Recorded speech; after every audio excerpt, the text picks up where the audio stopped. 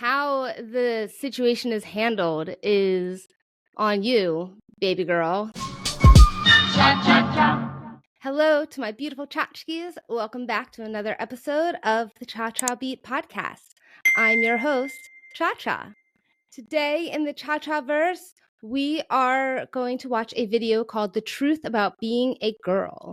As a girl, as a woman, I'm curious what this woman has to say about the truth. So let's get into it.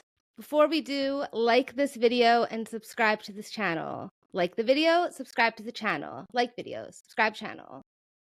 And let's get into it. The truth about being a girl. People always say that the girls of this generation are so vain. Why can't they put their brains towards books instead of good looks? I used to blame girls too. Be more than a perfect body with a pretty hairdo. And then I stepped out into the world. I opened my eyes to the truth about being a girl. I heard guys say things like, dude, she was 10 times tighter than that girl you hit and quit Ray, or I want to pipe your sister someday, or her ass looks like a racetrack with those stretch marks, but at least it's big like Kim K's.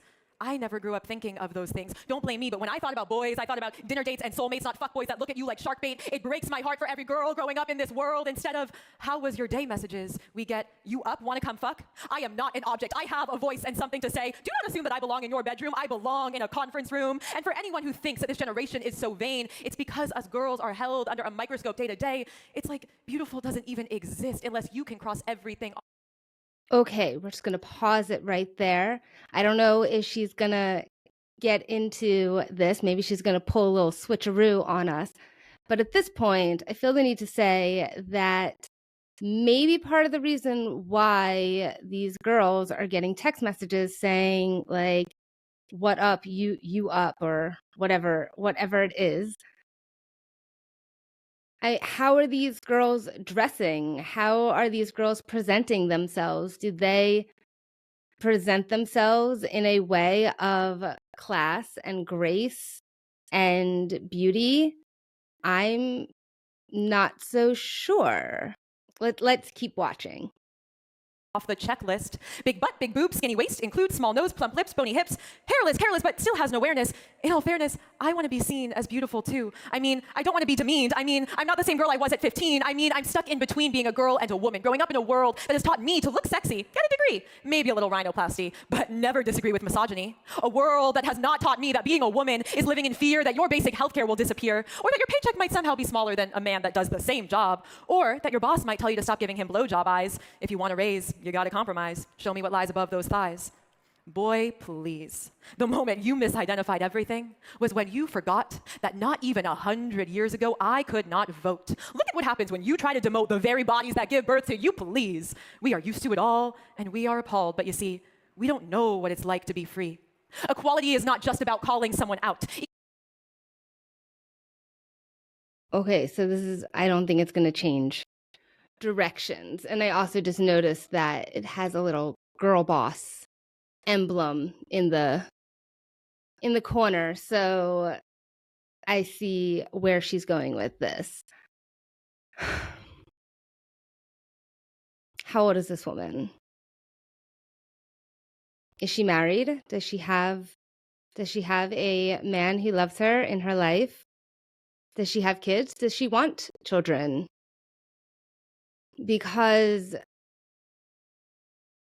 I mean, maybe what she wants is to be standing on stage and rhyming for the rest of her life, pretending that her body shouldn't matter when, she's all dolled up in her hair and her dress, and she looks beautiful, don't get me wrong, but she's not up there without effort to her physical appearance. So she does want to be seen as pretty still, even though she can be a girl boss.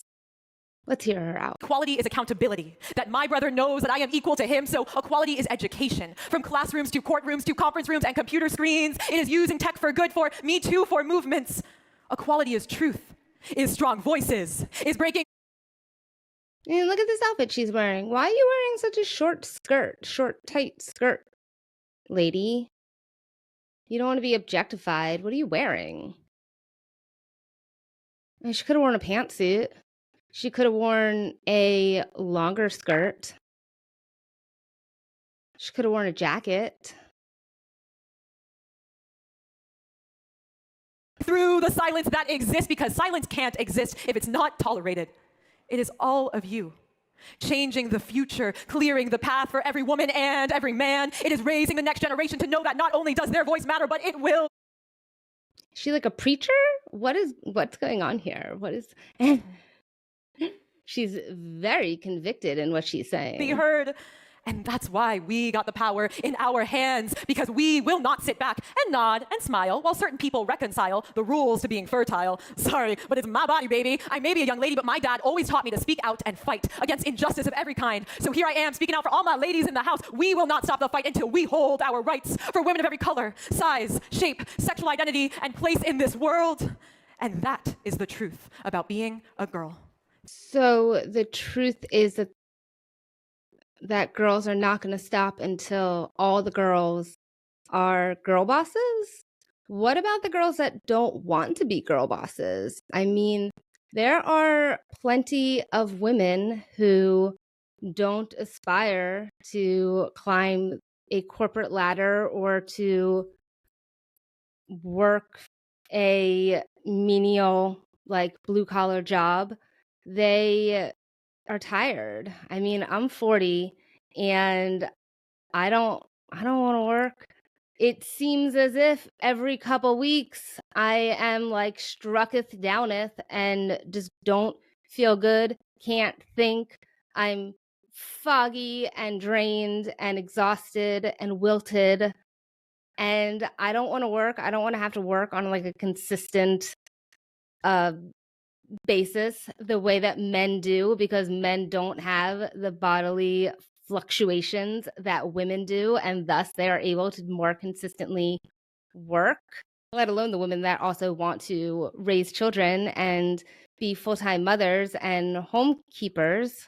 I don't agree. I don't think I agree. Maybe that's the truth about being a girl, but it is not the truth about being a woman. She covered a lot of area in there. I think at one point she mentioned how you can't, as a woman, you have to suffer the injustice of having blowjob eyes made at you in the office.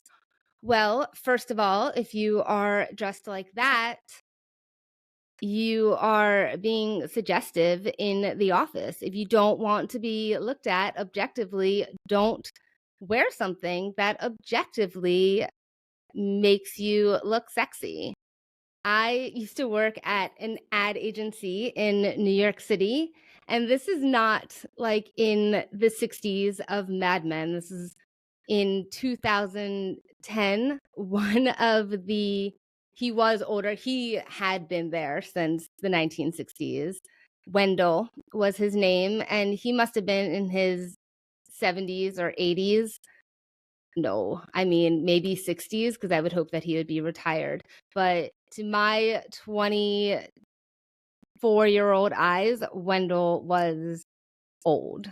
He worked in the copy room, and the copy room was in between the area where like all the desks and the cubicles were and where the kitchen was. So you had to like walk down this hallway that had a door off to this like really large copy room where he would make like advertisements, print them out.